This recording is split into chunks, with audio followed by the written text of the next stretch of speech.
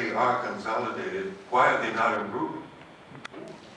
Well, I guess this is one of my personal prejudices about AYP. I work in a school district now. We have 10 schools. We've never had a school that did not make AYP. We're 100% every year, ever since it was initiated. But you know, and I know, with the numbers that are getting as high as they are, that's not going to continue. And if anybody in here believes every child in America is going to be on grade level by 2014, you got your head stuck in the sand, because that's not going to happen.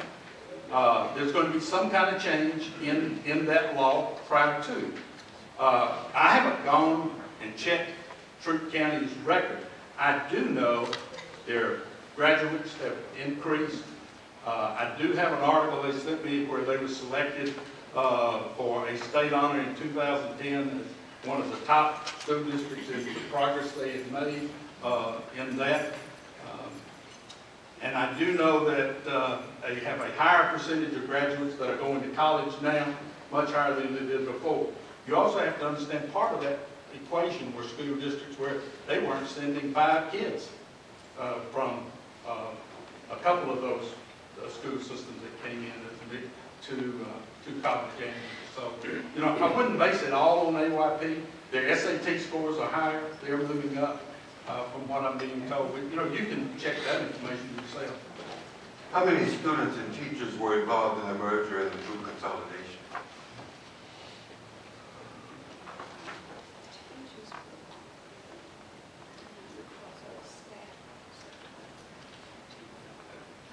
There were 900 to 1,000 teachers and probably 400 non-certified, somewhere in the ballpark.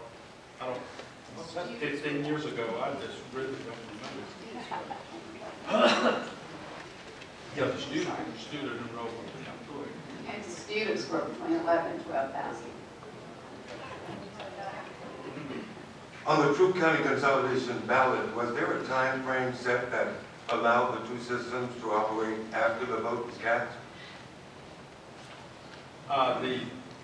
There was not a definitive time. We had the choice to take over the next day. We chose not to do that. There was a lot of work that had to be done, a lot of planning had to be done, and to be quite honest, if I'm going to be the superintendent and I'm going to have to deal with all of them, I want to bring them in as partners in trying to set up what we're going to do, as opposed to just saying, y'all shut up, I'm going to do it my way. I'll give you a prime example. Pay scale. LaGrange City's pay scale was substantially higher than the pay scale in Troup County. So if I said to the city employees, sorry folks, y'all gave up your charter, we're going to go by the county pay scale and all of you are going to take a cut in pay, I would have had a lot of unhappy campers from day one coming into the classroom teaching our kids. I went to the city superintendent, we went to the mayor and the city council, and we said, you are the one who wanted this to take place. We want you to pay the difference in the salaries. We entered into a contract with them for 3 years where they paid the difference in what the salary would be for the county and the city residents over time, so that we could then assume that at that time. But that was for 3 years, and they committed to that. This question speaks to the security of jobs. When central office employees in LaGrange were demoted, and when the consolidation occurred, directors in county school districts became their supervisors. Can you address job security? Was that true? From the time of the vote, Dr. Hamrick and I asked him to, every time he had a vacancy, don't fill it. In the county, if we had a central office vacancy, we didn't fill it. We ended up reducing about $770,000 out of central office over a period of those years.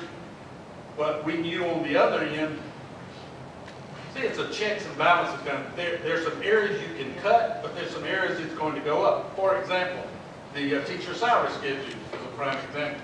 That's an increase.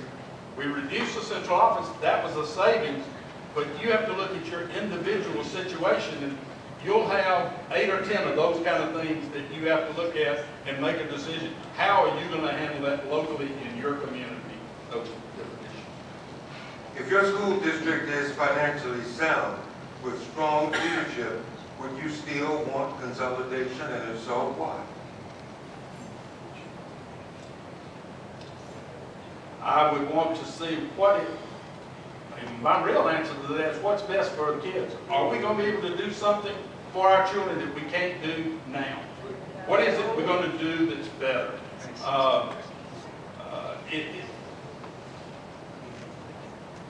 This thing of one superintendent, one board, that's not really a determining factor when you get down to it.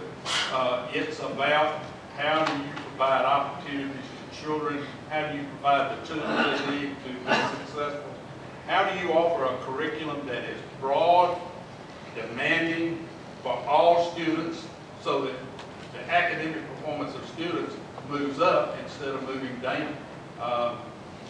One of the key things we had to deal with was the ability bridging issues. And those were big because the Justice Department was already very strongly into investigations of those issues.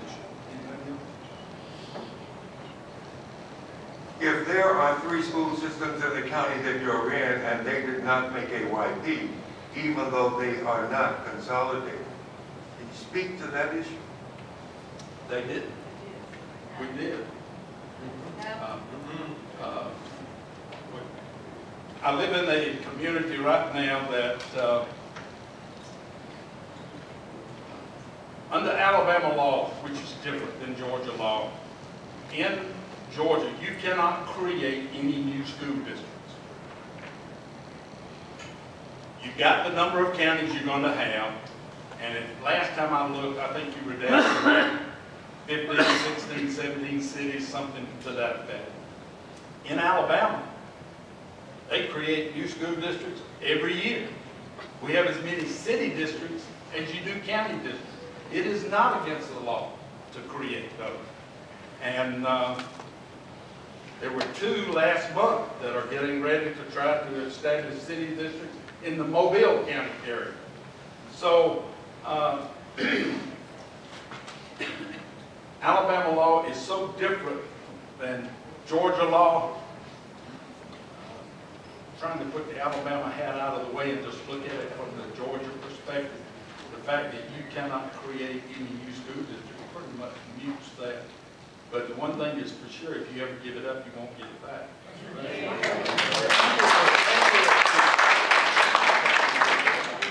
The True County School System is listed on the Georgia DOE 2010 report, AYP website, as a needs improvement district. Lowndes and Valdosta city schools are listed as adequate needs improvement. Can you explain the difference? When you say been in it, one of them been in it longer than the other, you have a progression that's based on how long you have not met the standard. I would also say there is a large percentage of schools in Georgia and Alabama that are in needs improvement. A lot of them.